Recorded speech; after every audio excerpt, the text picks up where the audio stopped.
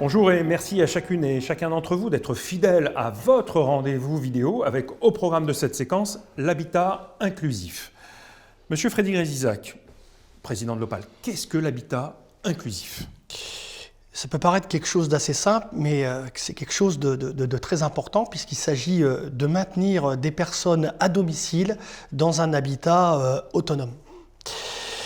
Personne, pas n'importe quelle personne, parce qu'il s'agit des personnes en situation de handicap ou des personnes qui sont fragilisées par l'âge. Alors, toutes ces personnes, elles vont disposer effectivement d'un dispositif d'accompagnement qu'on va appeler effectivement aide à la vie partagée. C'est un dispositif qui est également cofinancé par le Conseil départemental de l'Aisne. D'accord. Monsieur le directeur général de l'Opale, Jean-Denis Mège, où trouve-t-on des habitats inclusifs dans le département de l'Aisne, justement? Alors aujourd'hui, on avait lancé un premier projet sur la ville de Laon, destiné à un public de locataires autonomes en situation de handicap mental, avec ce dispositif d'accompagnement par une association qui s'appelle l'UDAF, et ce dispositif d'aide à la vie partagée.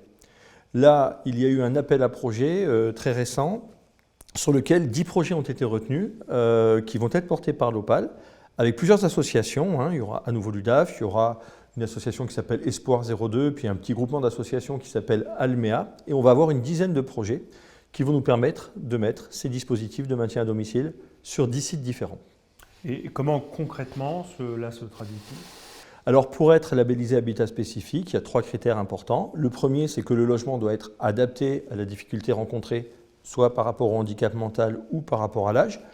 Ensuite, il faut qu'il y ait un espace dédié à la vie partagée, à l'animation, au lien social et aux dispositifs qui vont être mobilisés, et une association agréée, qualifiée, qui va porter cette animation et qui va être financée par le dispositif.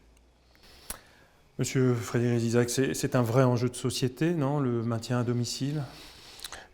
Oui, c'est un vrai enjeu de société. Nous avons actuellement sur notre département de l'Aisne environ 40 béguinages seniors. Donc, vous voyez, c'est un chiffre qui est encore très, très important. C'est un dispositif qui manquait au territoire.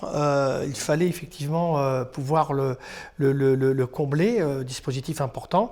Et je dirais notre vocation, notre mission, notre devoir, c'est à l'Opale, c'est également de proposer d'autres services sur ce territoire. Encore de belles et ambitieuses actions locales menées par l'Opale pour réussir finalement la vie sociale. Je vous rappelle que l'intégralité de ces vidéos sont accessibles sur les réseaux sociaux et sur la chaîne YouTube de l'Opale, ainsi que sur le site internet www.opale02 comme le numéro du département.com.